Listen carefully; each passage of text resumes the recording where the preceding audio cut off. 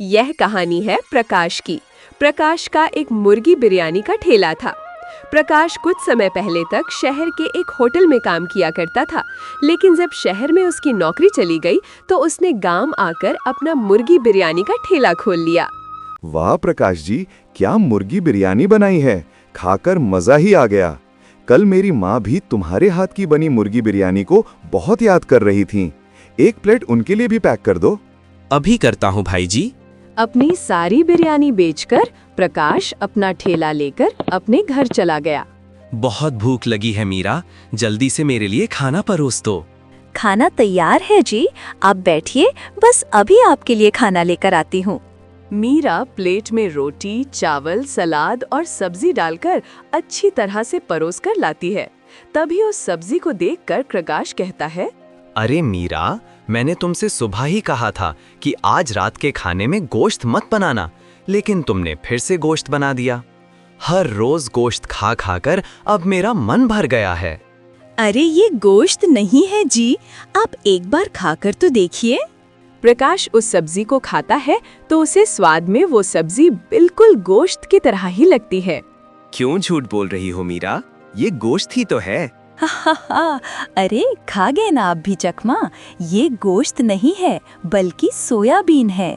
मैंने इसमें मसाले डालकर इसे अच्छे से पकाया है और देखिए ये गोश्त से भी ज्यादा स्वादिष्ट बन गया।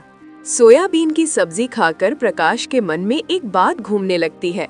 वो सोचता है कि अगर मैं अपनी मुर्गी बिरयानी में मुर्गी की जगह सोयाबीन का इस्तेमाल करूं, तो मैं कम लागत में भी अच्छा मुनाफा कमा लूंगा। और सोयाबीन का स्वाद तो मुर्गी से इतना मिलता जुलता है, किसी ग्राहक को मुझ पर शक भी नहीं होगा। अरे क्या सोचने लगे आप, खाना खाइए। मैं ये सोच रहा हूँ कि अगर बिरयानी में मुर्गी की जगह मैं सोयाबीन इस्तेमाल करूं तो मेरा मुर्गी लाने का खर्चा बच जाएगा। देखिए हमारे खाने के लिए ये ठीक है, और अगर आपको सोयाबीन डालकर बिरयानी बेचनी है तो उसे सोयाबीन बिरयानी के नाम से बेचिए। मुर्गी बिरयानी कहकर लोगों को सोयाबीन वाली बिरयानी मत खिलाइए। अरे इसमें दिक्कत ही क्या है, दोनों का स्वाद तो एक जैसा ही है। जब ग्राहकों को कुछ पता ही नहीं चलेगा तो इसमें तुम्हें दिक्कत क्या है? ये आप कैसी बातें कर रहे हैं? क्या आप अपना ईमान भूल गए हैं? ये लोगों के साथ धोखा है। आप ऐसा बिल्कुल मत कीजिए। मुझे बेईमानी के कमाए हुए पैसे नहीं चाहिए। अरे चुप करो तुम्हें कुछ नहीं पता। मैं अच्छी तरह जानती हूँ। शहर में जिस होटल में आप नौकरी करते थे, वहाँ से भी आपको इसीलिए निकाला गया था, क्योंकि आप मालिक से ज्यादा पैसे लेकर सस्ता सामान होटल में खाना बनाने के लिए लेकर आते थे। देखिए, आप पहले ही गलती कर बैठे हैं, अब दोबारा ऐसी गलती मत करिए। हाँ ठीक है, अब मुझे मत समझाओ। प्रकाश की पत्नी उसे बहुत समझाती है, लेकिन प्रकाश के मन में तो पैसों का लालच आ गया था। अब वो अगले ही दिन से बिरयानी में सोयाबीन की मिलावट करने लगता है और वो बिरयानी में थोड़ा बहुत मुर्गी डालता है, लेकिन मुर्गी के छोटे छोटे टुकड़ों की जगह उसमें ढेर सारी सोयाबीन डाल देता है। वो बिरयानी को इतने अच्छे मसालों से पकाता है कि किसी ग्राहक को उस पर शक ना हो। प्रकाश जी, पहले तो तुम बिरयानी में मुर्गी के बड़े बड़े पीस डालते थे, लेकिन अब तुम बिरयानी के अंदर मुर्गी के इतने छोटे छोटे टुकड़े क्यों डालने लगे हो? अरे क्या करूं भाई, पहले जब बिरयानी में मुर्गी के बड़े बड़े टुकड़े डालता था तो सब बोलते थे ये वाला टुकड़ा मुझे दे दो, ये वाला टुकड़ा मुझे दे दो। इसीलिए मैंने बिरयानी में बड़े टुकड़े डालना ही बंद कर दिया। अब बिरयानी में छोटे टुकड़े डालता हूं तो कोई भी ग्राहक आपस में नहीं लड़ता। अच्छा, वैसे कुछ भी कहो, बिरयानी का स्वाद तो अभी भी वैसा ही है, चाहे तुम इसमें मुर्गी के छोटे टुकड़े डालो या फिर बड़े टुकड़े डालो। ये सच कहा भाई, जो स्वाद प्रकाश जी के हाथ की बिरयानी में है, वैसा बिरयानी का स्वाद तो कहीं भी नहीं है। मैंने आज तक न जाने कितनी मुर्गी बिरयानी खाई है, लेकिन हर कोई ऐसी बिरयानी नहीं बना सकता।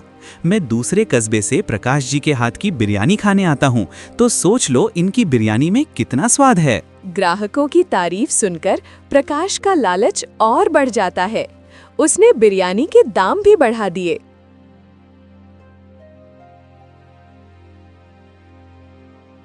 ग्राहक अगले दिन वापस आते हैं तो देखते हैं प्रकाश ने तो बिरयानी के दाम ही बढ़ा दिए। तो प्रकाश से बोलते हैं, अरे ये क्या प्रकाश जी, कल हम लोगों ने आपकी बिरयानी की तारीफ क्या कर दी, आज आपने बिरयानी का दाम ही बढ़ा दिया। कैसी बात कर रहे हो भाई? आप तो जानते हो हर रोज गोश्त का दाम कैसे बढ़ता जा रहा है। बहुत दिनों से घाटे में जा रहा था, इसलिए आज दाम बढ़ाने का फैसला किया। अगर इस तरह गोश्त के दाम नहीं बढ़ते तो मैं कभी भी बिरयानी का दाम नहीं बढ़ाता। प्रकाश के ग्राहक उस पर भरोसा करते थे, इसीलिए उन्होंने प्रकाश की कही हुई ये बात भी मान ली। धीरे धीरे लालच के चक्कर में उसने अपनी मुर्गी बिरयानी में मुर्गी का तो नामो निशान ही खत्म कर दिया, लेकिन इस वजह से लोगों को उस पर शक होने लगा। क्या बात है प्रकाश जी, अब तुम्हारी मुर्गी बिरयानी में पहले जैसा स्वाद नहीं रहा। मुर्गी का जायका भी कुछ बदला बदला सा लग रहा है। इसे खाकर ऐसा नहीं लग रहा कि गोश्त वाली बिरयानी खा रहे हैं। लगता है भाई तुम्हारी तबीयत कुछ ठीक नहीं है, इसलिए तुम्हें इसके जायके का पता नहीं चल रहा है। नहीं प्रकाश जी, सिर्फ इसे ही नहीं, मुझे भी कुछ दिनों से तुम्हारी बिरयानी में मुर्गी का वो जायका नजर नहीं आ रहा है। सच कहूँ तो इससे अच्छी बिरयानी तो हमारे यहाँ चौराहे पर प्रेम बनाता है। अरे कैसी बात कर दी भाई, कहाँ उस प्रेम की बिरयानी और कहाँ मेरे हाथ की बनी बिरयानी। खैर, आपकी बातों पर मैं गौर करूंगा, बिरयानी को और अच्छे मसालों के साथ बनाने की कोशिश करूंगा। अपने ग्राहकों की ऐसी बातें सुनकर प्रकाश समझ जाता है कि अगर उसने बिरयानी में मुर्गी डालना शुरू नहीं किया तो कुछ ही दिनों में लोग उसके यहाँ की बिरयानी छोड़कर चौराहे वाले प्रेम के पास जाकर बिरयानी खाने लगेंगे। प्रकाश बिरयानी में डालने के लिए मुर्गी तो लाना चाहता था, लेकिन अब उसके मन में पैसों का लालच था जो उसे मुर्गी खरीदने से रोक रहा था। अगर मैं बाजार से ताज़ा मुर्गी लेकर आऊंगा तो मेरा मुनाफा बहुत कम हो जाएगा। बाजार में ताज़ा मुर्गी बहुत ही महंगी मिलती है, लेकिन अगर मुर्गी नहीं लाया तो मेरे सारे ग्राहक टूट जाएंगे। मुझे समझ नहीं आ रहा फिर मैं क्या करूं? यही सोचते हुए प्रकाश बाजार में मुर्गी खरीदने जाता है। तभी वो देखता है कि मुर्गी वाला एक थैली में काफी सारा गोश्त डालकर कूड़ेदान की तरफ बढ़ रहा था।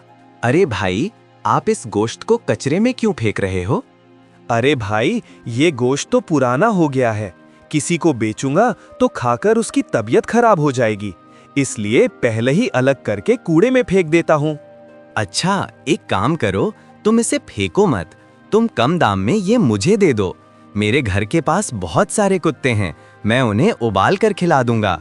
इतनी जल्दी तो ये पूरी तरह खराब भी नहीं होगा। अच्छा ठीक है भाई, आप इसे आधे दाम में ले जाएं। प्रकाश दुकानदार से झूठ बोलकर आधे से भी कम दामों में उस गोश्त को खरीद लेता है और अगले दिन उसी गोश्त की बिरयानी बनाकर लोगों को खिलाता है। अब हर रोज प्रकाश किसी न किसी दुकान वाले से कम दाम में खराब गोश्त लाता है और उसकी बिरयानी बनाकर लोगों को खिला देता है, जिस वजह से धीरे धीरे उसकी बिरयानी का स्वाद बिगड़ने लगा। अब लोगों ने भी उसके ठेले पर आकर बिरयानी खाना बहुत कम कर दिया। ये आपने कैसी बिरयानी बनाई है भाई, मैं तो अब इस बिरयानी का एक निवाला भी और नहीं खा सकता। सच में अब तुम्हारी बिरयानी में कोई स्वाद नहीं रहा। इससे अच्छा तो हम खुद घर पर ही बना लेते। चलो हम प्रेम के पास चलकर ही बिरयानी खा लेते हैं। उस दिन प्रकाश के ठेले की आधी बिरयानी भी नहीं बिकती। वो अपना ठेला लेकर घर आ जाता है और बिरयानी की हांडी को घर के अंदर रख देता है।